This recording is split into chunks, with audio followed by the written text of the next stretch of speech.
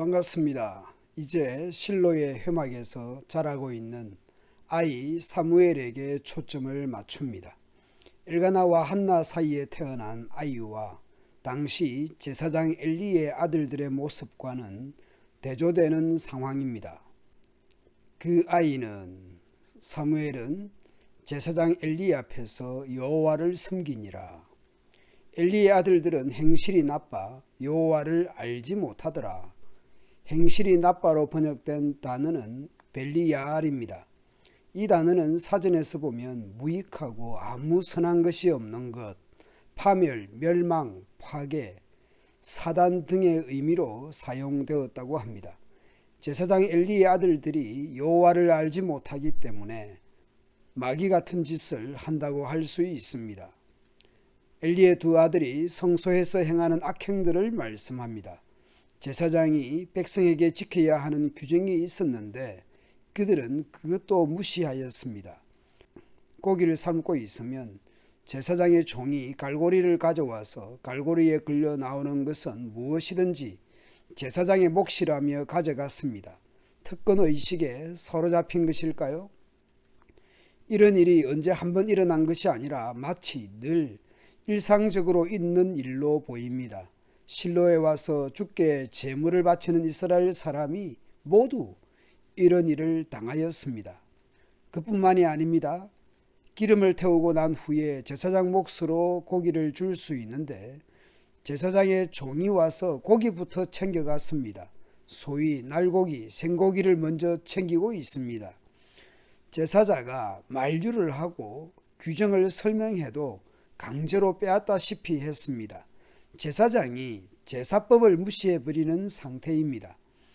엘리의 아들들은 주께서 보시는 앞에서 이렇듯 심하게 큰 죄를 저질렀습니다.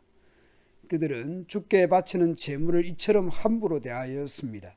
하나님께 드리는 제물도 제사를 드리는 제사자도 율법의 규정도 다 무시해버리는 엘리의 두 아들들이었습니다. 하나님을 알지 못하고 마귀 같은 짓을 하고 있었던 셈입니다. 다음에 보겠지만 이런 배경에는 제사장이자 아버지인 엘리의 책임도 컸습니다. 만류하거나 교육을 제대로 시키지 않았다고 볼 수 있습니다. 또다시 성경 기자는 사무엘에게 주목합니다. 사무엘은 아직 어렸지만 제사장처럼 고운 모시에봇을 입고 여호와를 섬겼습니다. 엘리의 아들들과 아주 대조적입니다.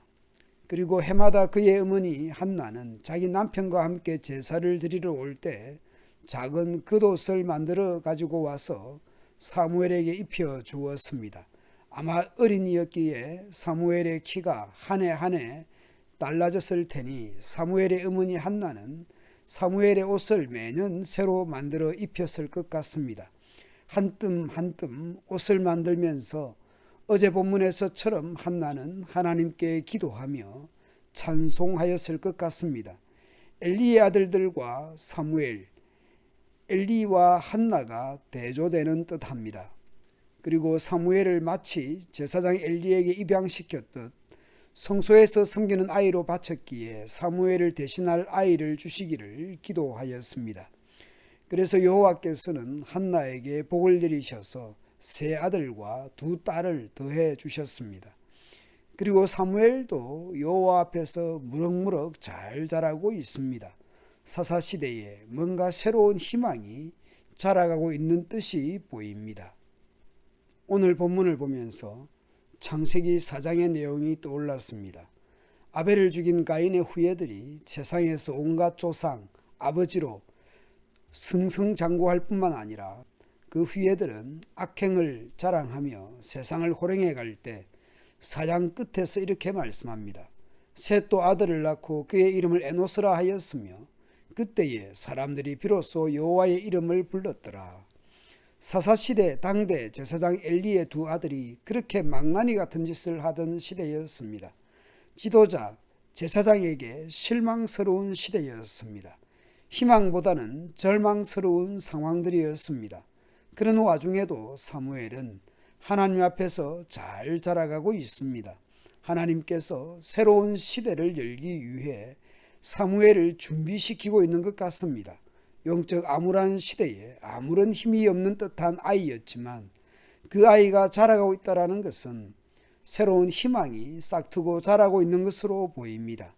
여러분의 자녀들이, 우리 교회 아이들이 그렇게 희망이 되면 좋겠습니다. 희망으로 자라가면 좋겠습니다. 어두운 세상에 빛의 자녀들로 자라가면 좋겠습니다. 착함과 의로움과 진실함으로 어두운 세상을 밝히는 빛의 자녀들로 자라가면 좋겠습니다. 그렇게 되기를 기도하며 격려하며 응원합시다. 감사합니다.